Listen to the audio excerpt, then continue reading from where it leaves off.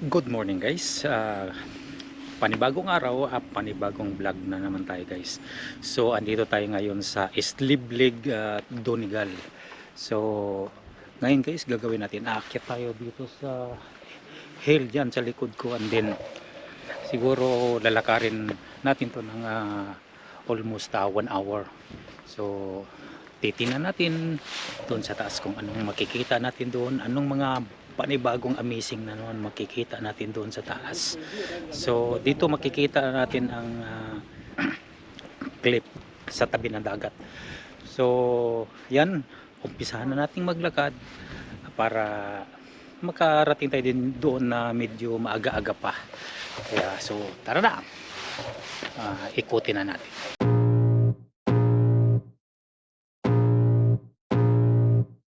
I can feel the blood creeping up from the heathens. Got will, got fight, got pride, got reason. If they wanna go eat, then you know I'm gon' feed them. If you're coming for me, hope you're ready for a demon. I got eyes in the back of my head, I'm seeing. Take me for granted and you know I'm leaving. I'ma take what's mine with the webs I'm weaving. I could take this crowd from seeing to believing. Got a taste.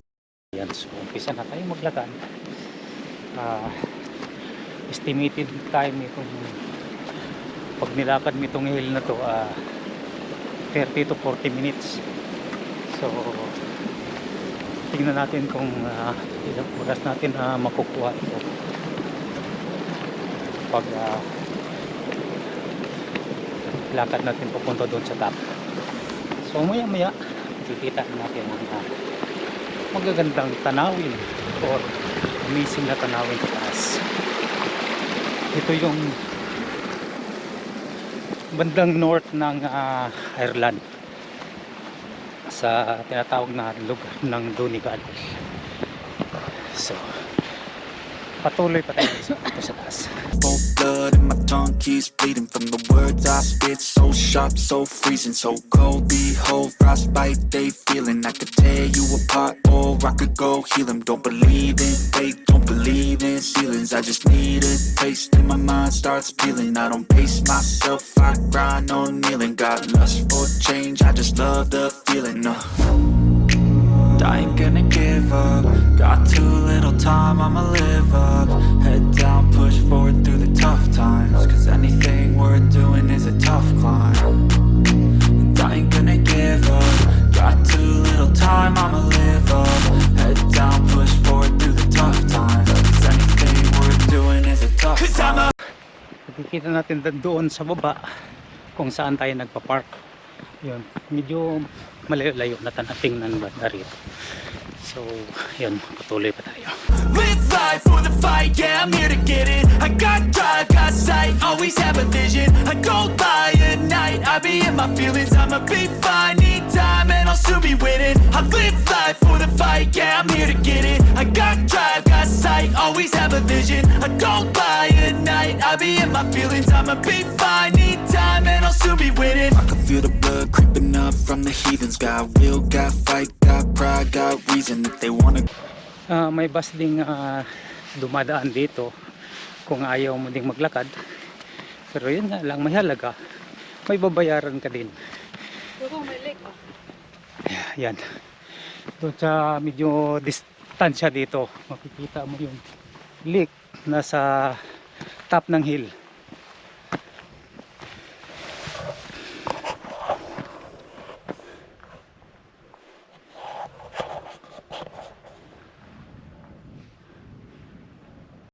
Ayan guys, dito na tayo sa top ng hill. So medyo distansya pa tayo, malayo-layo pa lakarin papunta doon sa side ng dagat. Yun yung natawag dito sa Donegal na cliff o Isliblig. Kaya maya maya makakarating na tayo doon at makikita natin doon kung gaano ka-amazing ang clip dito. Ito yung pangalawang clip na makikita ko dito sa Ireland, kasi ang unang clip kasi dito, yung binlog ko na lang na rin yun dati, Cliff of Moher. Kaya ngayon ito naman yung Isliblig cliff. Kaya, so maya makikita natin, tingnan natin kung gaano ka-busy. So tara na. Go eat, then you know I'm gon' feed 'em. If you're coming for me, hope you're ready for a demon. I can feel the blood creeping up from the heathens. Got will, got fight, got pride, got reason. If you wanna go eat, then you know I'm gon' feed 'em. If you're coming for me, hope you're ready for a demon.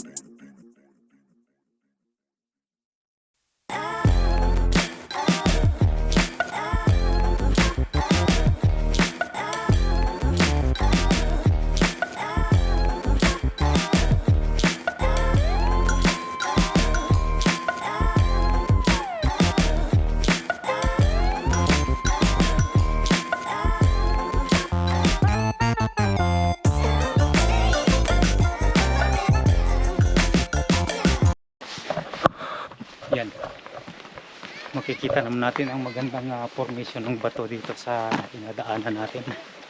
Kaya yan, may mga bulaklak pang maliliit. Ang bulaklak niyo maliliit, violet ang kulay. So, yan, pero maganda pa rin siyang tanawin.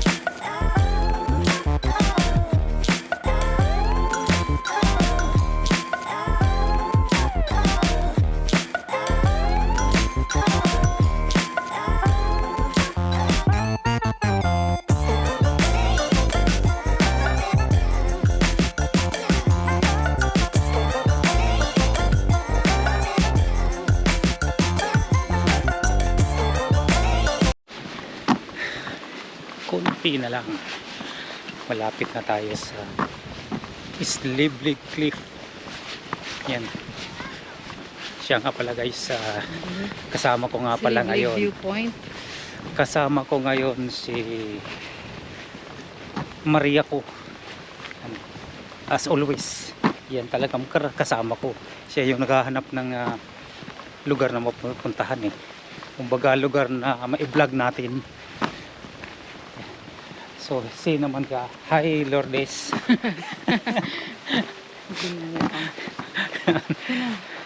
So, yan. Pakita ko na sa inyo kung ano yung nakikita ko sa baba.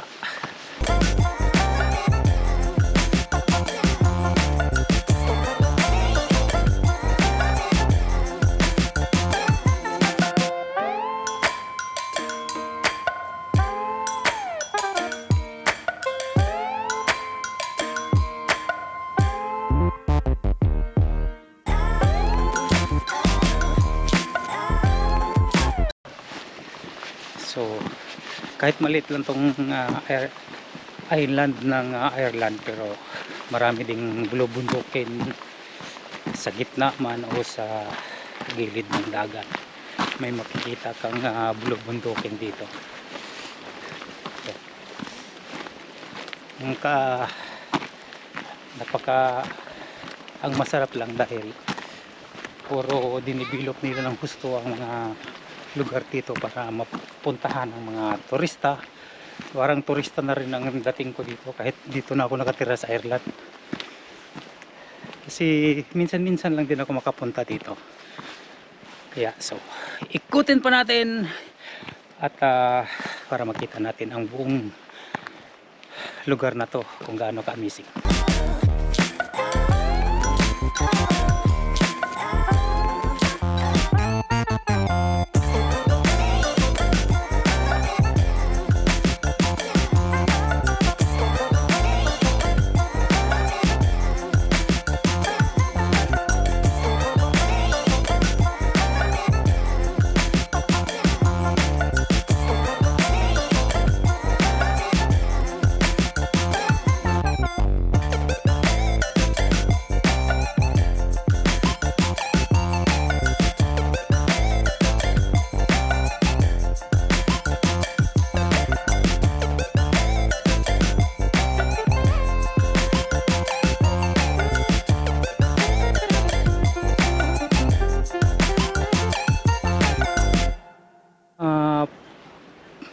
from here makikita natin yung viewpoint at makikita na rin natin ang cliff.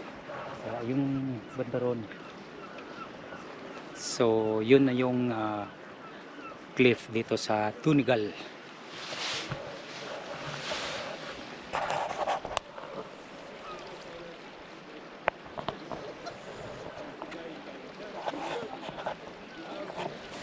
So titingnan natin maya medyo malapit na doon sa viewpoint. So konting lakad na lang. Malapit na tayo sa viewpoint dito sa Islib Lake. Viewpoint sa Islib Lake. Konting-konti na lang ang lakad. So from here makikita natin ang viewpoint. So diyan na tayo mag-decide kung aakyat pa ba tayo doon sa pinakatuktok doon sa ibabaw. Magdepende yan kay Maria ko kung gusto pa siyang umakyat doon at makikita mo ang buong paligid. So patuloy pa tayong maglakad at nandun na banda yung makikita na doon ang sa viewpoint yung cliff.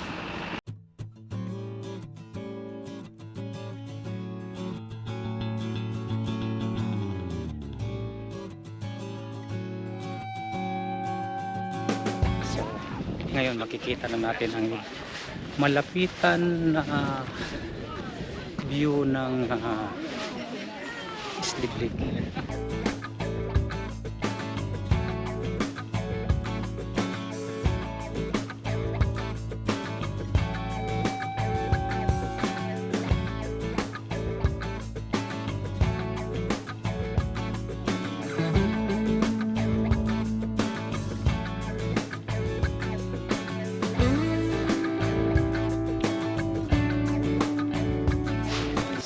So, ito yung makikita natin dito sa lugar na ito, ang cliff. Kaya, yan. Kahit pa paano, masasabi pa rin natin, cliff o amazing ang mga tanawin dito.